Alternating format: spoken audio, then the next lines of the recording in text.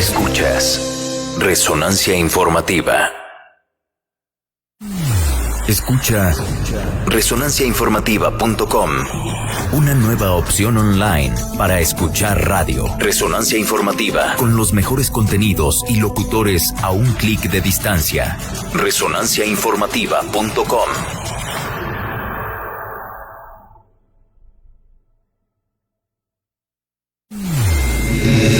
Estás escuchando Resonancia Informativa, transmitiendo desde la ciudad de Puebla. resonanciainformativa.com. Comunícate con nosotros. Teléfono en cabina 2229-185333. Por WhatsApp 2221-145480. O en Twitter @ResonanciaOK. resonanciainformativa.com.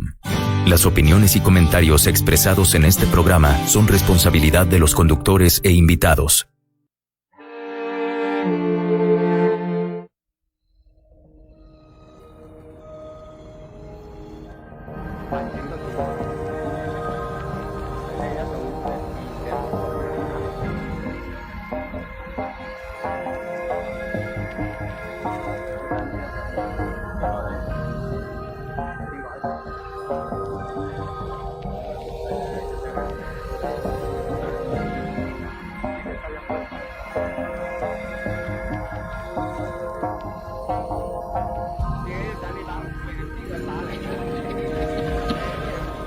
Buenos días a todos nuestros amigos de Resonancia Informativa. Ya estamos en cabina, listísimos para comenzar el programa del día de hoy.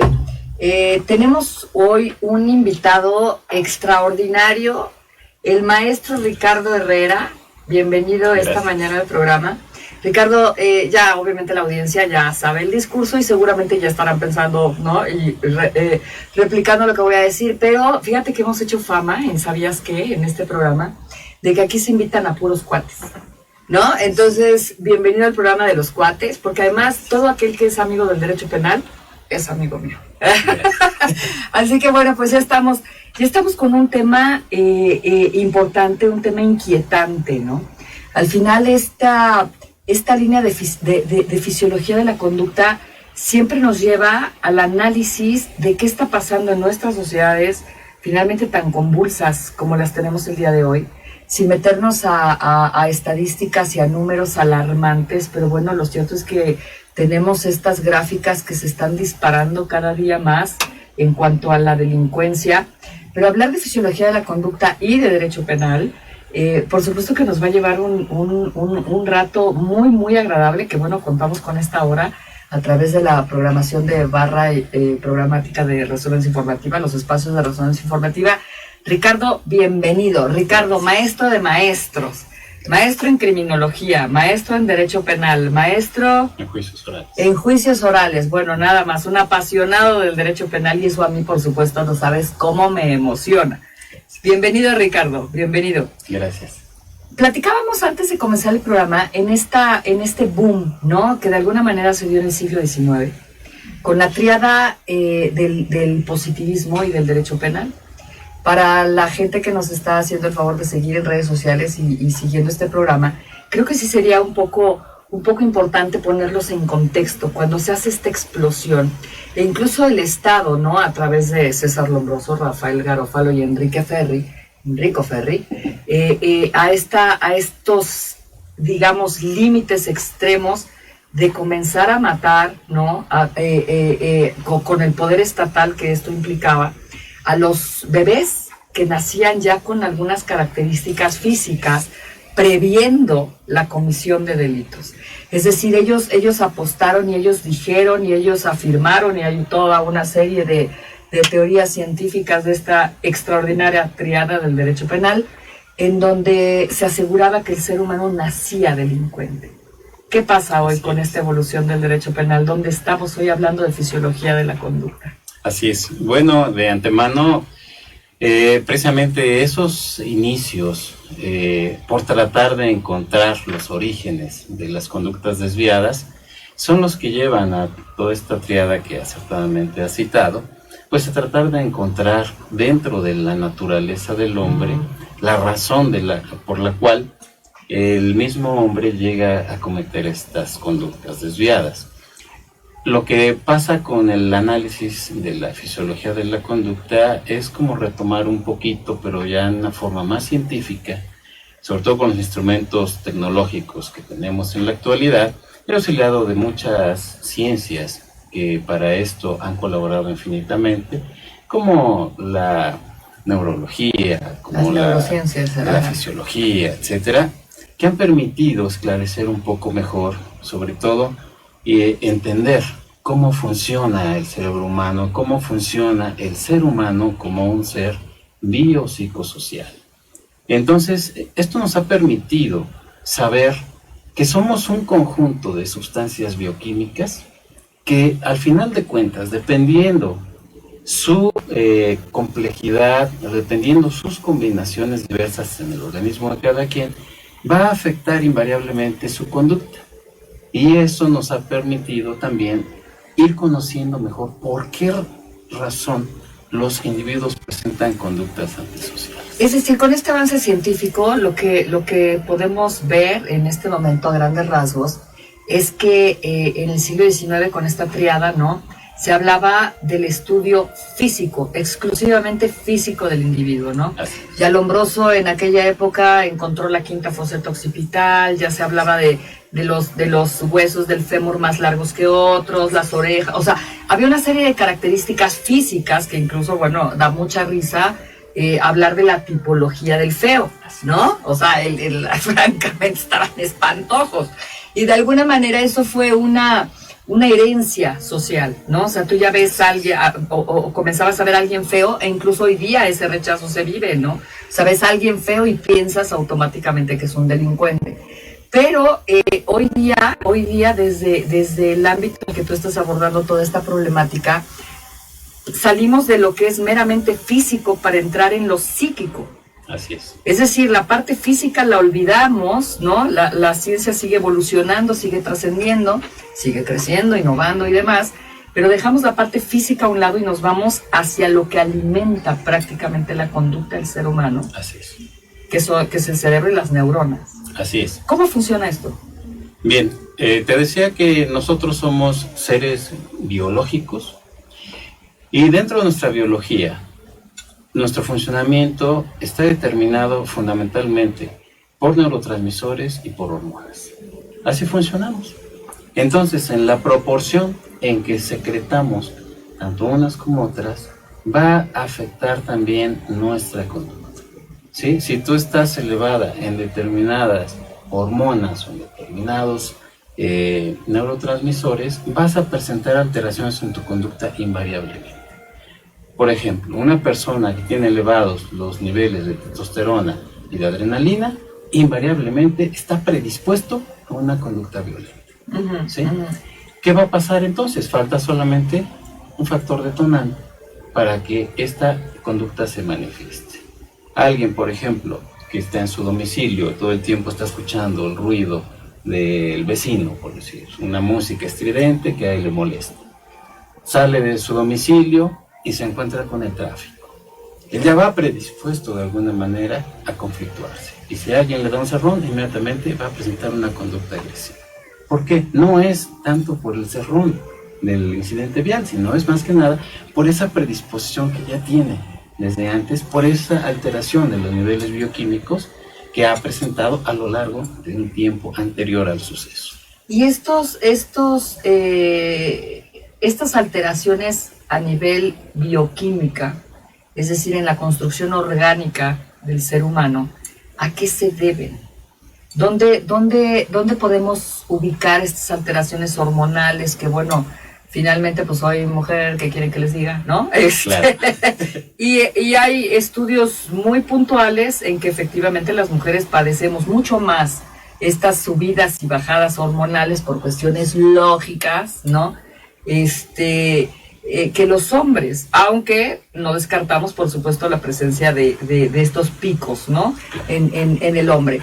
Pero más allá de este proceso natural, ¿hay algunos otros factores? Sí, claro. Están, en primer lugar, la genética, la genética infiere indudablemente en la alteración de estos valores, ¿sí? Hay gente que presenta una carga genética que de alguna manera le predispone a presentar esas alteraciones bioquímicas, ¿sí? Que en casos extremos se van a reflejar, como por ejemplo en alguna esquizofrenia, en alguna psicopatía, etcétera, ¿no?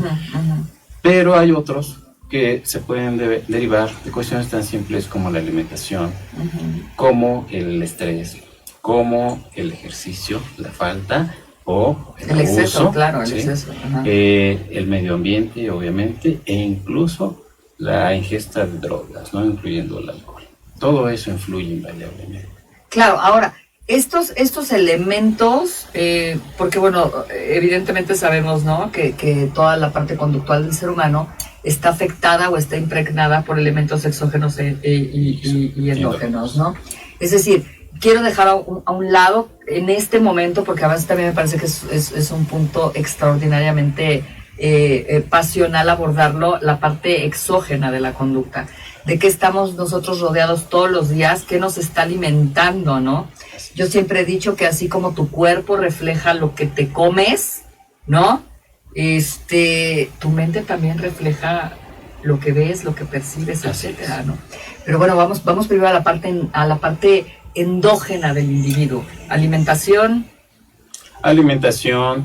percepciones, ¿sí? E incluso el mismo proceso de idealización que tiene la persona, ¿no? Comentábamos fuera del aire que el ser humano, todos sabemos, un ser 80% visual, nos alimentamos propiamente en su mayoría de lo que vemos, ¿sí? Pero también del resto de las percepciones, ¿sí? Hablamos de ruidos, de sonidos, hablamos de alimentación, hablamos del tacto, hablamos de gusto, etcétera, ¿sí? Entonces todo eso va de alguna manera provocando en nosotros, en nuestro organismo, emociones. Y esas emociones están determinadas precisamente por esas sustancias bioquímicas que decimos las hormonas y los neurotransmisores. ¿Existe algún paliativo para controlar este tipo de cosas? Es decir, existe en el mercado, en el extraordinario mundo, ¿no?, comercial, capitalista y demás, de los fármacos. ¿Ya se estará trabajando en alguna sustancia que pueda equilibrar? Esto bueno, primero esto es una pregunta y después te voy a decir qué pienso. Pero, ¿existe ya algo así que pueda mantenernos? No, porque los niveles bioquímicos son únicos en cada persona, ¿sí? Puede existir una persona que tenga mucho más tolerancia a la elevación de determinadas hormonas o de determinados neurotransmisores, y que no necesariamente va a necesitar la ayuda de algún fármaco. En caso contrario, habrá gente que tenga un nivel mucho más inferior de tolerancia a esas alteraciones y que requerirá de la ayuda de algún fármaco para ello. Eso obviamente la psiquiatría, la neurología son las áreas que se ocupan de todo eso, atender todo eso, y de ahí la importancia de atender adecuadamente esos cambios de conducta, porque a veces pensamos, el niño está muy violento, el niño está muy rebelde, ¿no? Hay que llevarlo con el psicólogo. Lo llevas con el psicólogo lo ve y recomienda una terapia, etcétera, pero quizás no se va más allá, que es el análisis bioquímico. ¿Qué está pasando, no? Quizás existe esa alteración en hormonas o en neurotransmisores que están provocando esa conducta antisocial. Oye, Ricardo, y en la práctica, es decir, yo fui profesora de Derecho Penal muchos años también, y siempre les decía a mis alumnos, a ver, vamos a aclarar algo, ¿no? Esto es lo que dice el código. Cuando salgan y se enfrenten al mundo, no regresen ni me acribillen a mí. Esto es lo que dice el código, esto es lo que dice la teoría, esto es lo que dice la ley. En la práctica, ¿qué sucede? ¿Cómo explicarías tú, desde todas estas teorías extraordinariamente construidas sobre la fisiología de la conducta y todo lo que nos estás explicando, en donde estos factores intervienen, porque además efectivamente deben de intervenir en la manifestación conductual de un ser humano? Pero ¿cómo explicarías esto con el detonante delincuencial que tenemos en nuestras sociedades hoy día? Bien, precisamente ahí radica mucho de esto, ¿sí? Tenemos muchos factores exógenos que de alguna manera están alterando los niveles normales de cada individuo en sus sustancias bioquímicas, ¿no? ¿Cuáles son esos detonantes, factores exógenos, le llamamos en criminología? Pues indudablemente... Los factores exógenos son los externos, los que están fuera del sujeto. Fuera del sujeto. Muy bien. Por ejemplo, la alta incidencia de violencia, tanto física como emocional, verbal, etcétera, que viven todos los días la mayoría de las personas. Sí, hay gente, yo he tenido alumnos que, por ejemplo, llegaban tatuados, llegaban con el arete, la racada, y estaban estudiando criminología. Entonces yo le decía, oiga, va a ser criminólogo, por favor, debe usted de ir adecuando también. No solamente hay que ser, hay que parecer. Tiene que ir adecuando también su forma de vestir, su forma de comportarse, etcétera, ¿no? Y ellos me decían, pero es que ¿sabe qué, maestro? Yo vivo en la colonia X, y en esa colonia hay muchas banditas. Entonces, si no te ven, que andas tatuado, que andas con no parte del sentido de pertenencia. Entonces, exactamente, hay un rechazo y hay una agresión, hay una violencia, etc. Entonces necesitas hacer algo para identificarte con ellos y de esa manera evitar esa clase de agresiones, ¿no? Entonces, todo eso incide forzosamente en la generación de estas conductas antisociales, derivados precisamente de la alteración de esos niveles bioquímicos, ¿sí? Tú sales a la calle y te encuentras con la bandita, que simplemente por el hecho de que tú no tengas algún factor de identidad, como un tatuaje, una racada, un arete, etcétera, con esa bandita te va a generar un sentimiento de rechazo, y eso te va a provocar una alteración en tus niveles bioquímicos que va a traducirse en algún momento en una conducta antisocial. Ya lo decía, y seguramente tú podrás tener el nombre mucho más claro que yo, que lo estoy tratando de jalar y no, la memoria no me da. Pero ya lo decía este extraordinario estudioso también de la criminología del derecho penal hace muchísimos años, cuando afirmó que la delincuencia solo se combate con la propia delincuencia. ¿Qué habrá de cierto en esto? Porque tomando el ejemplo que tú nos estás poniendo en la mesa en este momento, me parece muy grave que este chavito tenga que tatuarse, tenga que, no sé si la palabra atentar contra sí mismo en este escenario sea la correcta. ¿Por qué? Porque él no está de acuerdo con portar un tatuaje, con tener una racada, ¿no? Con estos expansos, yo que sé que tantas cosas hacen los jóvenes hoy, que también es un tema de análisis, es rebeldía, es qué será, ¿no? Pero este chavito que tiene que cambiar él en el aspecto físico externo para no ser agredido, híjole, ¿qué estamos haciendo ahí? ¿Qué está pasando ahí? ¿Estamos combatiendo la delincuencia con la propia delincuencia? No estamos diciendo que un tatuaje sea un delito, pero sí es una pincelada, es un brochazo al decir pertenezco a otro segmento, o sea, a otro segmento social del género. No sé si me explico. ¿Por qué? Porque evidentemente se siente acosado por la propia sociedad, por el propio entorno que lo está rodeando. Entonces, o se combate a este grupo de personas, o se pertenece a este grupo de personas. Y esto estamos hablando única y exclusivamente de un tatuaje. Pero ¿qué sucede con las otras conductas? Con conductas realmente criminógenas. Claro, como sucede, por ejemplo, con los reclutamientos forzosos que hacen los grupos de delincuencia organizada, sobre todo en las poblaciones pequeñas rurales, ¿no? Donde llegan y simplemente tipo leva, se llevan a los muchachos bajo la amenaza de que si no colaboran con ellos, como sicarios, etcétera, pues van a cometer un delito en contra de sus familias, ¿no? Entonces se los llevan, los reclutan y los utilizan como gente de choque, como gente de carne de cañón, ¿no? Entonces, por ejemplo, en estos casos sí los están obligando a cometer delitos, ¿no? Y ellos de alguna manera tienen que acoplarse a esa situación que ellos viven en ese momento, porque si no, de otra manera, pues saben cuáles son las consecuencias. ¿Y no será que como sociedad nos están obligando a nosotros todos los días a cometer delitos en una sociedad altamente criminógena? O sea, es decir, el portar armas, el venir ya armado, y no hablo de armas de alto poder, o sea, estoy hablando de armas de defensa personal, en donde puedes tener este aparatito de los toques, etcétera, etcétera, ¿no? En tu propia defensa.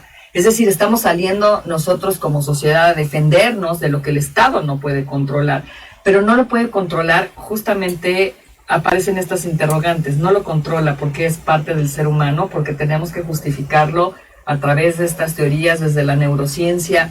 ¿Qué está pasando? Esta es la parte que me gustaría que pudieras desarrollar un poco. ¿Qué es lo que está pasando en la actualidad con esta ola de violencia en donde o nos insertamos a ella o nos quedamos afuera? ¿Cómo enfrentarla? Sí, es que debemos de partir del punto de que el Estado no te puede proteger todo el tiempo, ni puede proteger a todos los millones de personas que habitamos en los países, en las sociedades, ¿no? Es imposible materialmente. ¿Qué es lo que se debe hacer? Se debe de permitir cierta libertad de los sujetos para poder repeler ciertas conductas antisociales que no sean tan graves, ¿sí? Casos como, por ejemplo, el que platicábamos del tatuaje, de que te obligan de alguna manera, pues tú debes de tener también las herramientas a tu disposición para poder rechazar eso, ¿no? En el caso, por ejemplo, de las señoritas que continuamente sufren acosos en transporte público, en vía pública, etcétera, ¿no? Lo mismo, el Estado debe de permitir esa libertad para poder repeler ellas mismas la agresión en forma inmediata, sin esperar el auxilio o el apoyo del Estado, porque, repito, es materialmente imposible. Sí, claro, que claro, nos cuiden claro, el Estado no puede poner a ¿no? cada uno un policía. Pero, sin embargo, ello no es predisponente para que también nosotros estemos obligados a realizar conductas antisociales, ¿sí? El Estado nunca te va a decir, comete un delito para rechazar otro, ¿no? Eso definitivamente no, que bajo ciertas circunstancias lo sabemos, existen las causas de justificación, etcétera, que nos van a permitir de alguna manera no ser condenados por la comisión de esos delitos dentro de un contexto de defensa, ¿sí?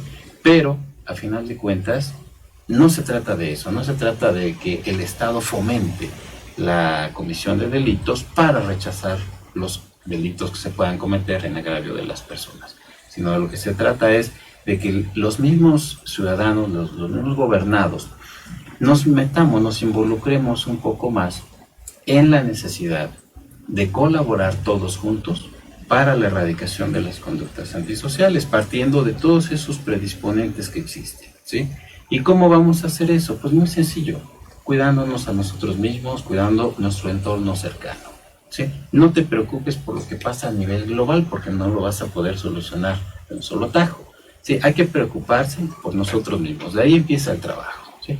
Yo pongo mucho como ejemplo lo que pasó en México con el H1N1, recordarás, Claro, porque una situación muy apremiante de salud pública. ¿Y qué fue lo que se hizo? Simples recomendaciones: cuando estornudes, tápate la boca, la nariz, continuamente el gel, etcétera, ¿no? Y esa clase de medidas nos permitieron salir de esa crisis que amenazaba realmente con ser una bomba, ¿no?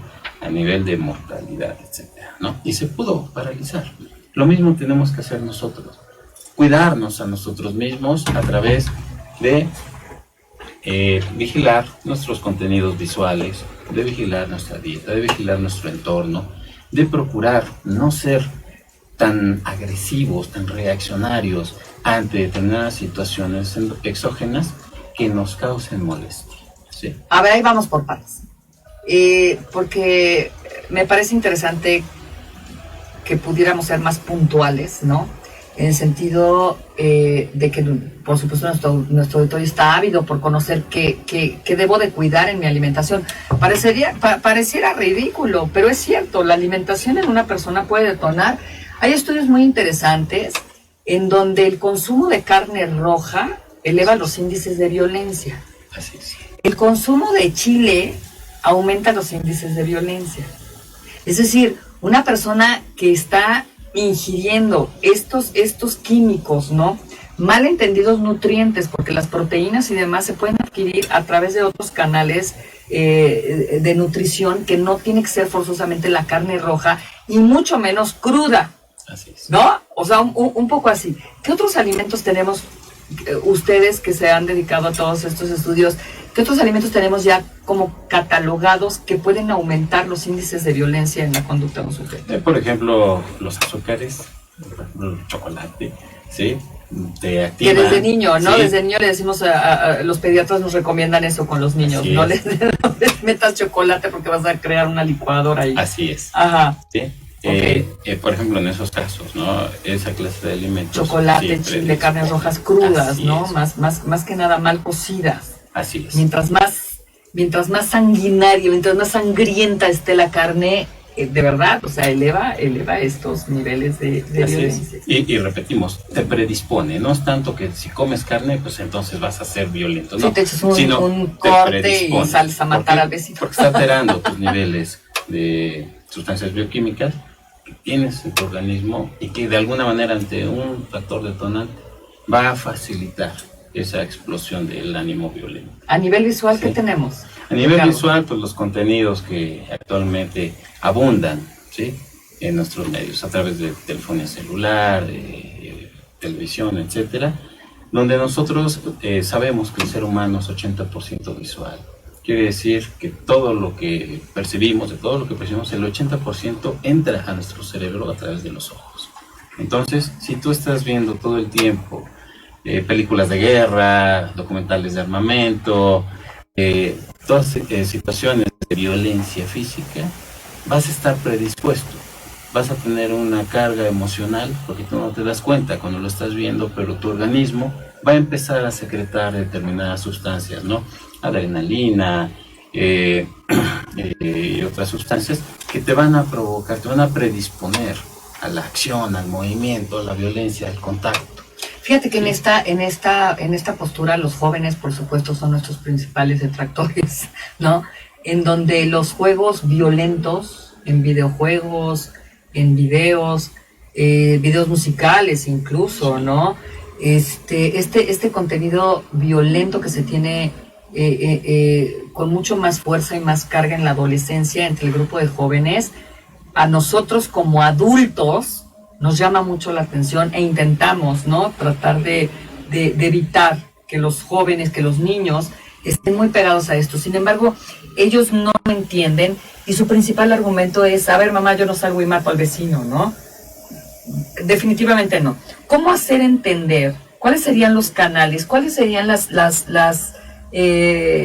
conductas que el Estado, autoridades, yo olvídate del Estado si quieres, no vamos a salir nunca, pero sí como autoridades sociales, llámese en una familia, llámese en una comunidad, llámese en un vecindario, ¿qué deberíamos de hacer nosotros para tratar de controlar y evitar esto? Cuando tienes toda la fuerza en contra de los niños, de los jóvenes, ¿qué podemos hacer? Sí, mira, la juventud indudablemente, sobre todo en estos momentos, presenta una serie de situaciones, tanto de información como de, yo diría, sobreabundancia de información de todos los géneros, que de alguna manera les facilita mucho el tener acceso a toda esta clase de situaciones que están comentando. Pero es muy importante que ellos también racionalicen cuál es el impacto que va a tener en su organismo, en su mente, en su cuerpo, esta clase de información. ¿Por qué? Porque los jóvenes, si bien es cierto, tienen esa sobresaturación de información, también es cierto que la juventud ha crecido en una generación en la cual de alguna manera se ha acostumbrado a tenerla y por consecuencia de alguna manera ha desarrollado esa habilidad para poder sobrellevar esa sobreinformación. Y lo único que necesitan es racionalizarlo. Quienes nos hemos dedicado a la academia durante tantos años, sobre todo con los jóvenes actuales, por llamarlo así, lo hemos notado, ¿no? Tienen una percepción del mundo muy diferente, ¿no? Quizás nosotros nos espantábamos un poco más cuando nos decían, es que está viendo esto, está viendo aquello. Y en cambio los jóvenes en la actualidad lo toman con mucha naturalidad, ¿no? Exactamente, ese es el punto, que me parece que ya es algo natural, es algo cotidiano, es algo que ya no eleva estos detonantes de alerta social.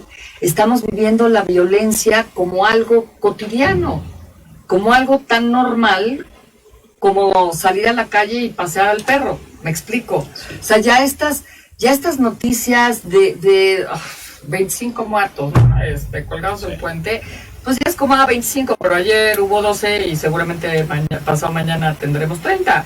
Ya no nos mueve. ¿Qué está sucediendo en el ser humano para que ese tipo de noticias pasen a ser noticias cotidianas?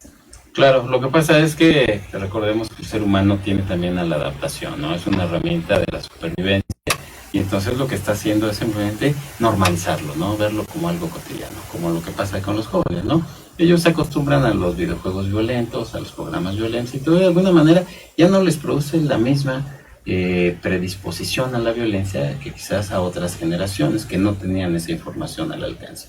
Sin embargo, ellos también deben racionalizar, insisto mucho, en que si bien es cierto, no te va a obligar el percibir toda esta clase de información a que salgas a la calle y mates al vecino, como dices hace un momento, sí te puede predisponer a ello, ¿sí? O sea, la información ya la tienes. Aunque tú tengas un control perfecto de tus emociones, de tu conducta, por debido a otros factores, también de carácter bioquímico, incluso de carácter psicológico, la educación, los valores, la moral, etcétera, ¿sí? Todo eso te va a refrenar, pero la cuestión es que no a todos les va a afectar igual, ¿sí? Y eso es lo que hay que racionalizar, que los jóvenes entiendan hasta qué nos puede predisponer esta clase de situaciones, ¿sí? Para que ellos tengan conciencia y tengan todo cuidado con los contenidos que ellos están llevando hacia su mente, ¿sí? Lo mismo pasa, por ejemplo, con las noticias. ¿Hasta qué grado vamos a permitir que esas noticias a nosotros nos impacten, a nosotros en nuestro organismo, en nuestra mente, en nuestra conducta? ¿Sí? Debemos ir desarrollando mucho esos limitantes, ¿no? Esos valores, esa educación que nos van a permitir asimilar lo que está pasando, porque no lo vamos a ignorar tampoco, es una realidad, es asimilar lo que está pasando, pero también afrontarlo. ¿Cómo? Pues a través de lo que yo te decía, la formación personal, ¿sí? Si yo como padre estoy viendo que hay noticias donde mencionan todos los días ejecutados, violencia y demás, hablar con los hijos y decirles, miren, esto pasa, es derivado de muchas circunstancias, así, asado, ¿qué es lo que debemos hacer? Debemos de cuidarnos, debemos no ser así, no meternos en esa clase de problemas, no sabemos qué problemas tienen ellos, en fin, tratar de ir encauzando a nuestros hijos para efecto de que ellos no sean propensos, no sean proclives a esta clase de fenómenos. Exacto, el límite familiar, que finalmente, bueno, pues es la escuela número 1, ¿no? En la formación de los hijos.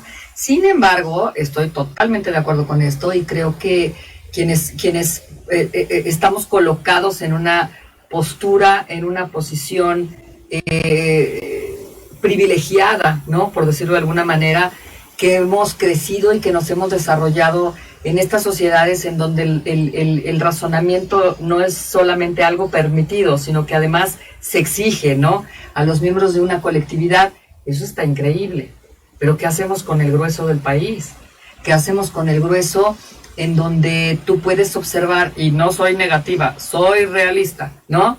Pero en donde tú puedes observar que el padre de familia sale de madrugada, el niñito de 5 o 6 años, pues está pendiente de que el papá se despida de él. ¿Papá, dónde vas? Pues a trabajar, mijo, ¿no? Y se sale el papá y en la noche regresa con el botín del robo del día, ¿no? Y pasa enfrente de la Virgen de Guadalupe y se persina para pedirle a la Virgen que lo proteja, porque se va a chambear. ¿Qué es lo que aprende ese niño desde chiquito? El niño aprende que hay un modo de vida, que hay una forma de vida en donde el papá lo está ejerciendo. Es decir, sí me parece que el tema nos vuelve a rebasar, y entonces yo preguntaría, ¿en dónde bajo esta óptica tan compleja de la conducta humana, en dónde interviene el Estado? ¿Sí crees que en algún momento se puedan desdoblar estas políticas públicas, estas políticas en materia educativa? Bien lo decías, tomaste el ejemplo de la influenza que nos azotó hace algunos años, y que bueno, sigue siendo un misterio sin resolver, pero desde mi punto de vista, pero que efectivamente se nos bombardeó en este factor exógeno, ¿no? De información, de exceso de información, de lávate las manos, utiliza el cubrebocas, el gel, todas estas medidas preventivas para evitar este contagio, y lo hicimos. ¿Habrá alguna política estatal que nos ayude para combatir estos niveles de violencia? Yo creo que debemos de crearla, ¿no? Debemos de generarla, porque en realidad no se ha generado así como tales, ¿no? Derivado precisamente de que no se ha atendido el fenómeno criminógeno bajo esta óptica, ¿no? Siempre lo hemos visto como cuestiones aisladas, cuestiones de individuos, y no lo vemos como una cuestión de grupo, pero desde un enfoque eminentemente fisiológico-conductual, ¿sí? Si nosotros entendiéramos el fenómeno desde esta perspectiva, podríamos hacer esta clase de campañas que estoy seguro ayudarían en mucho a reducir estos índices de conducta antisocial que se ven en la actualidad. Yo también creo que serían de gran ayuda y definitivamente, bueno, una gran parte de control social, por decirlo de alguna manera, en nuestras sociedades hoy día, y que cada segundo toman mucho más fuerza, son las organizaciones de la sociedad civil. Es decir, ya la participación ciudadana, la participación de los ciudadanos en la toma de decisiones, en el manejo de sociedades, en el impulso de actividades que por supuesto promuevan sociedades más justas, sanas, equitativas, ya está cayendo también en manos de la sociedad civil, y creo que sí dependería mucho de eso. Pero déjame llevarte, ¿no, Ricardo, con ese tema a un escenario paralelo. ¿Qué pasa con el derecho penal ahí?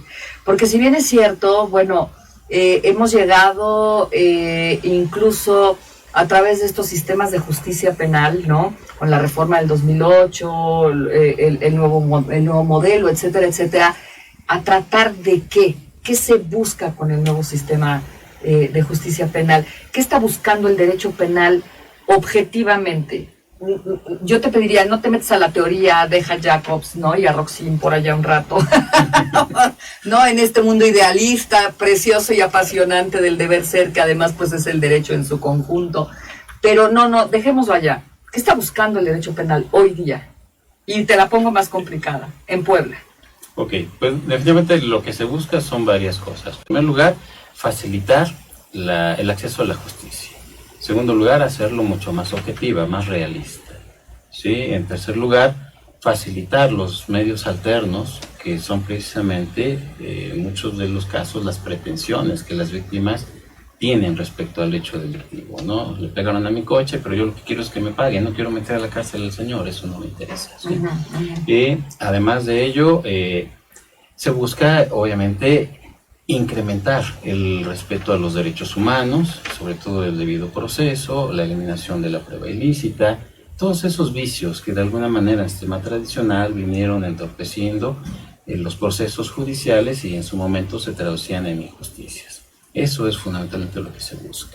Y ahora, con toda esta temática de la fisiología de la conducta, ¿hasta dónde el derecho penal, los actores del sistema penal, tienen el cuidado, tienen el tiempo, tienen la disposición, se me ocurre una palabra, la sensibilidad, para poder entender al individuo como un sujeto, como un homo, como un ser humano que está cargado de todas estas emociones, de todos estos elementos que lo han llevado a delinquir?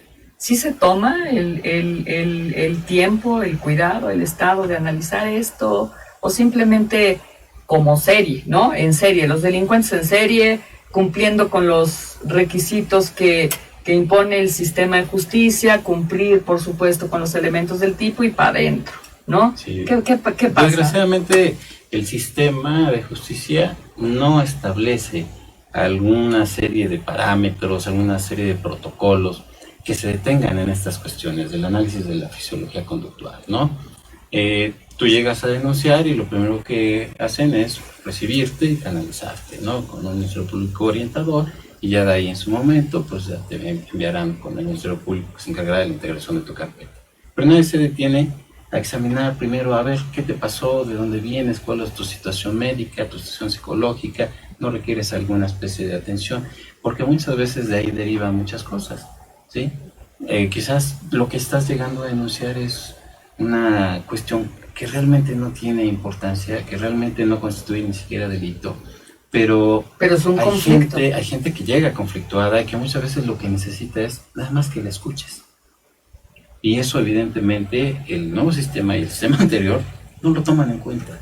Y desde ahí deberíamos de partir. ¿Sí? Por eso el enfoque que damos a este tema de la conducta dentro del derecho penal. ¿Habrá alguna organización, alguna institución, por ejemplo, se me ocurre pensar en el canal de la mediación, como bueno, así está establecida como la antesala, por supuesto, en este caso del sistema judicial en conjunto? ¿Por qué? Porque habrá que frenar el conflicto, habrá que buscarle una solución al conflicto antes de llegar a tribunales, ¿no?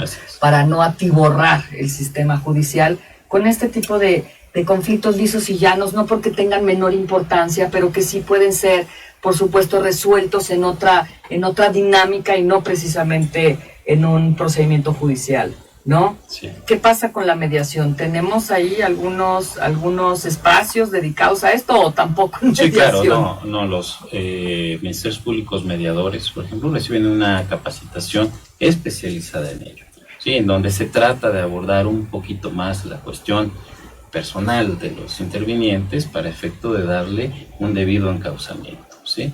Es muy interesante la labor que se realiza ahí porque el Ministerio Público Mediador busca la conciliación tratando de hacer a un lado esa clase de precedentes, de problemáticas que quizás existieron antes, viendo hacia el futuro con la finalidad de resolver el conflicto, ¿sí? Pero obviamente son ministerios públicos, son abogados, no son psicólogos, ¿sí? Y entonces el análisis de la fisiología de la conducta pues queda a un lado, no se toma mucho en consideración. Que es una pena. Y es una pena porque desde la perspectiva que planteamos, efectivamente debería de ser de esta forma, ¿no? Claro, o sea, entender el por qué el sujeto delinque podría llevarnos a frenar no solamente la conducta que en algún momento se está poniendo sobre la mesa, sino una serie de conductas concatenantes, ¿no?, que pueden brotar en su entorno. Déjame, Ricardo, agradecer a nuestros amigos que nos siguen a través de las redes sociales. Margarita Moxuma, muy buen día también, Margarita, para ti. Pauro Vigue, saludos y me gustó mucho el tema, muchas gracias por seguirnos. Jorge Garrido Sandoval, excelente intervención, tanto la maestra Oropesa así como el maestro Ricardo, doctos en el tema. Hombre, maestrazo de maestrazos. Yo la verdad me separé del derecho penal hace algunos años, aunque leo la noticia roja. Aunque sí me echo la nota roja. Bueno, André Guzmán, excelente tema, muchísimas gracias. Y a todos los demás que están siguiéndonos, ¿no?, a través de las redes sociales. Oye, Ricardo, cuéntanos. En una respuesta, yo sé que corta no puede ser, pero lo más puntual que te brote del alma y que puedas contestarla de manera lisa. ¿El hombre nace o se hace delincuente? Yo te diría que las dos y ninguna. ¿Por qué? Primero, porque llevamos una carga genética que es el producto de todo el proceso evolucionista que hemos vivido todos los seres que gozamos de esta dicha que es la vida, ¿sí? Y esa carga genética invariablemente lleva infinidad de cargas emocionales, de cargas endócrinas, de cargas de neurotransmisores, de sustancias bioquímicas, de características físicas, fisiológicas, que de alguna manera nos pueden predisponer a la comisión del delito. Pero también el medio influye muchísimo. Si no existen las condiciones adecuadas para la comisión de la conducta social, jamás se va a dar el delito, ¿sí? Y eso es muy importante entenderlo. ¿Y cuál va a ser ese parteaguas, esa línea divisoria entre cometer el delito o no cometerlo? Lo hemos insistido mucho. La educación, los valores, la moral, el ejemplo que estemos dando a nuestra gente cercana. Eso es determinante. Se manejaba anteriormente, lo mencionas con toda certeza, con sobre todo César Lombroso. Si eres producto de una familia delincuencial, de una familia criminógena, invariablemente vas a ser criminal. Y no es cierto. Eso no es cierto. Mientras no aparezca el factor detonante, toda la familia criminógena puede ser de lo peor, y sin embargo, si tú no tienes ese factor detonante, no lo vas a hacer. Y ese factor detonante va a estar limitado siempre por los principios, los valores, la educación y el ejemplo que vamos a tener en familia. Pero ¿sabes qué me preocupa? La forma en la que se ha ido diluyendo con el tiempo. porque si bien es cierto como autoridades morales, pues siempre tendremos a los padres, ¿no? En un segundo plano y de manera indirecta están los abuelos. Muchas veces en esta problemática social vinculada a otros factores exógenos, como puede ser la economía, el capitalismo, el consumo, o sea, todos estos por lo que estamos bombardeados, ¿no? De alguna manera han obligado al movimiento estructural de la familia. Entonces las madres, las amas de casa salen a buscar el dinero, los recursos para poder completar, ¿no?, la economía que aporta el marido, y los hijos quedan en manos de las abuelas. Entonces, ¿qué es lo que, o de las guarderías? Así es. ¿No? Que me parece también un poco más complicado, ¿no? Ese sería también un tema de discusión, que será mejor dejarlo en manos de los abuelos, ¿no? O en manos de las guarderías, porque también ahí hay cientos de factores que requieren un análisis serio. Claro. O sea, sí estamos en una problemática social seria de la que no nos estamos dando cuenta. Pero lo que quiero preguntarte, Ricardo, es esta situación. ¿Qué pasa? Porque se está diluyendo. Es decir, sí entiendo, y creo que todos en nuestro auditorio, la gente que nos sigue, lo está entendiendo perfectamente bien, que tiene que haber una autoridad moral, tiene que haber un ejemplo a seguir. Pero ¿qué sucede cuando ese ejemplo ya parte, por decirlo de alguna manera, de la siguiente generación, en donde los valores ya no fueron tan precisos o tan exactos como esperaban 5 generaciones arriba? Lo hemos ido diluyendo. ¿Me explicó? Sí. Entonces, en esta forma en la que se ha diluido, se ha relajado todo el aparato de control social, porque tú dime dónde está la iglesia hoy, ¿no?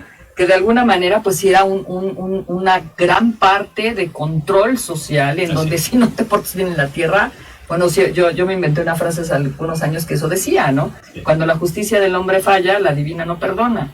Entonces sí tenías el miedo, ¿no?, a decir, híjole, me voy a ir al infierno, me voy a chicharrar por el resto de la eternidad. Había algo que te controlaba. Hoy día es que también está diluido. ¿De qué nos estamos sosteniendo entonces ahora como sociedad? ¿De qué nos podemos sostener? Así es. Es que esto deriva de una degradación de la percepción del ejemplo, de la moral, del regaño, de la instrucción que nos pueden dar precisamente los padres, los maestros, las guarderías, ¿no? ¿Por qué? Porque minimizamos el valor de esos conceptos, de esas indicaciones, de esas reglas de conducta que te van instruyendo todas estas personas, ¿sí? Nosotros en otros tiempos supervalorábamos eso, ¿no? Un consejo del abuelo, un consejo del tío, tenía un impacto muy fuerte en tu personalidad, en tu psique, ¿no? Que iba a condicionar muchas veces y a limitar en otras tu actuar. Y en cambio, hoy por hoy lo que yo veo es que ha habido esa especie de menosprecio. Se ha venido desvalorando el peso de esta clase de instrucciones, de ejemplos, de señalamientos, de indicaciones, ¿no? Como que, ay, mamá, vas a empezar otra vez, ay, papá, ya choles con este rollo, ¿no? Y yo creo que lo que debemos hacer es racionalizar con los jóvenes. Yo insisto mucho, es racionalizar. Los jóvenes son hoy por hoy muy, muy racionalizadores. ¿Qué es lo que debemos hacer? Debemos de hacerles entender que esta clase de consejos, esta clase de instrucciones, de ejemplos, tienen un porqué positivo. No es un porqué negativo, es cambiar solamente la óptica. No lo veas como una cuestión de represión, sino velo como una cuestión de ayuda para ti. Si logramos cambiar esta percepción, yo estoy seguro que va a haber resultados muy positivos. La experiencia docente, sobre todo con las nuevas generaciones, te indica eso. Los jóvenes son muy racionalistas. Ellos entienden quizás mucho mejor que nosotros en su momento lo entendimos.